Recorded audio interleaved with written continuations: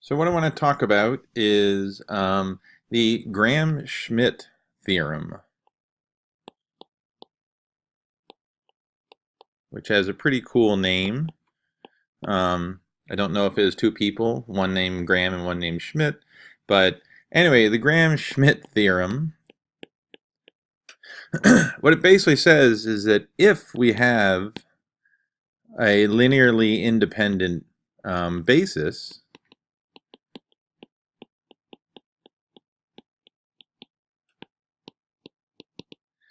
then we can take that basis, make some combination of it, and come up with an orthonormal basis.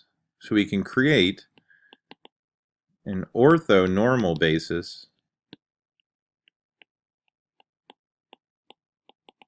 from the combination of our linearly independent bases. So again, we're always working toward a formalism for quantum mechanics, and so what we want to do is make a choice. This is the basis that we're going to live in, and then we can take that basis, and even if it's not orthonormal, we can recombine the basis vectors to create an orthonormal basis.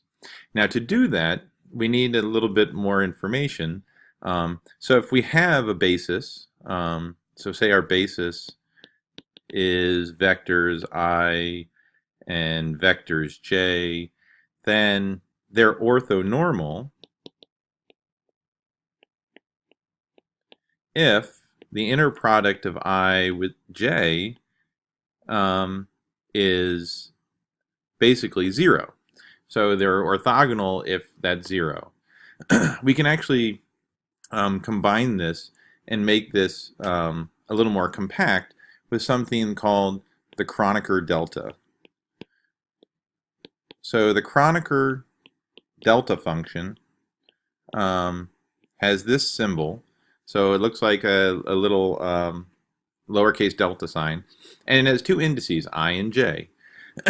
And so our inner product of unit of basis vectors, basically, of basis vectors, is equal to the Kronecker delta, and then that Kronecker delta is equal to 1 if I is equal to j, and it's equal to 0 if I is not equal to j. So that kind of defines the orthogonality of it. So if you think about something like our geometric vectors, so if you have A is AXI plus AYJ, and B is BXI plus BYJ, then the dot product that we get of A dotted into B will give us AX times BX plus AY times BY. But that's because we skipped over the steps like I dot I, which is equal to 1, J dot J is also equal to 1, I dot J is going to be equal to 0. So if you've experienced this Kronecker delta before in your life, it's just we never really called it that. We never made it this compact little function, which holds in it the definition of orthogonality.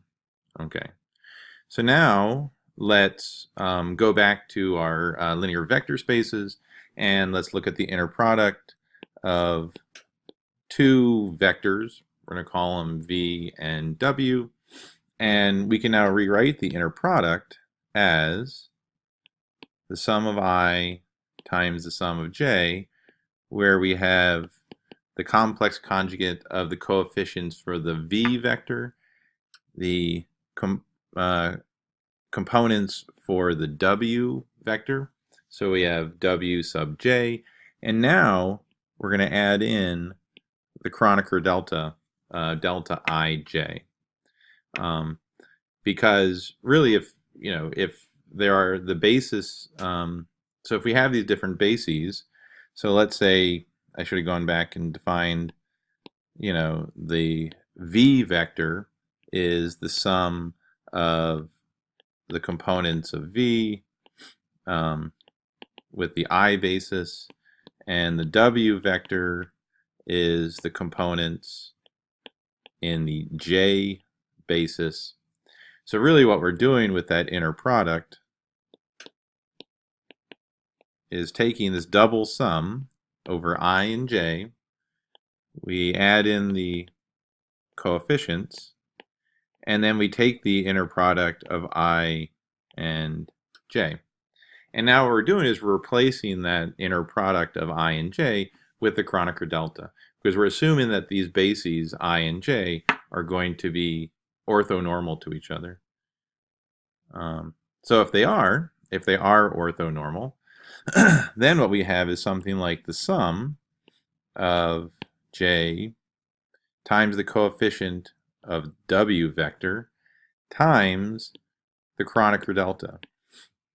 Now, the Kronecker delta is only going to be 1 if I is equal to J. So that really means that we're going to throw away all of those coefficients in W where I is not equal to J. So in the end, this summation only leaves us the coefficient where I is equal to J. And then we can put that back into our inner product for the V and W vectors. And when we do that, we now reduce this sum to the product of the coefficients of V times the coefficients of W, where both of them now have the index of I. So we replace the index J from the W vector by using the Kronecker delta, basically saying I and J are orthogonal to each other, and therefore we throw away all components where I is not equal to J. We're only folding in the projection from the J dimension into the I dimension. So it cleans it right there. And so really this is, looks a lot like what we just had with the dot product, where you're only multiplying now the component, the x component to the x component, the y component to the y component, etc. So in the end, the inner product becomes a sum of the product of the scalar factors inside each of the vectors. So if we wanted to look at the norm, so we said the norm was just the vector multiplied by itself. And in that case, we have Vi star times Vi, which we can rewrite as the magnitude of the component Vi squared. And from semi-positive definiteness, we know that that is going to be greater than or equal to 0, depending on the components of the V vector. Okay. If you like to think in terms of row and column vectors, we could write our vectors as V is a column vector with components V1,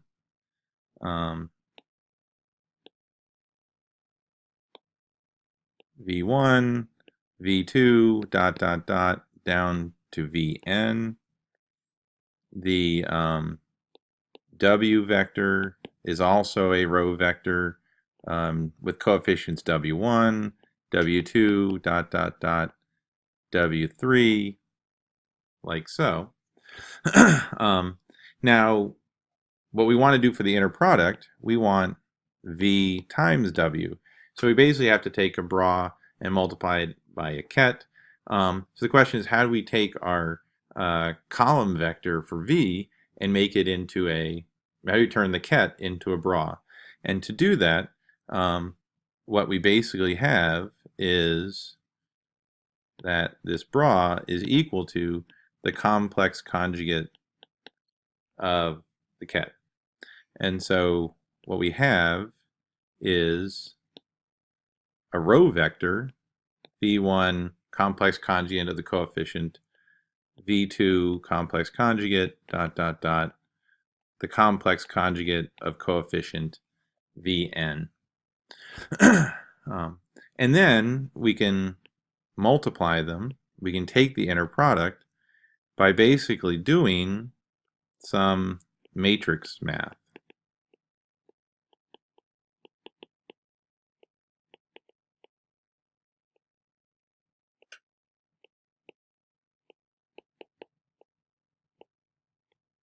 Okay, so now if you remember your how to do matrix multiplication, you basically have to take the row and multiply it into the column.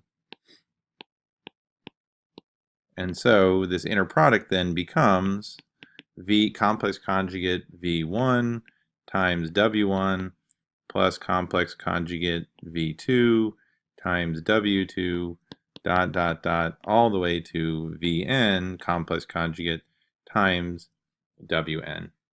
And so you can think about it either as our vectors, our vector spaces are column vectors, matrices, or you can think of them in terms of geometric arrows. Either way, you can think about it as in those different terms.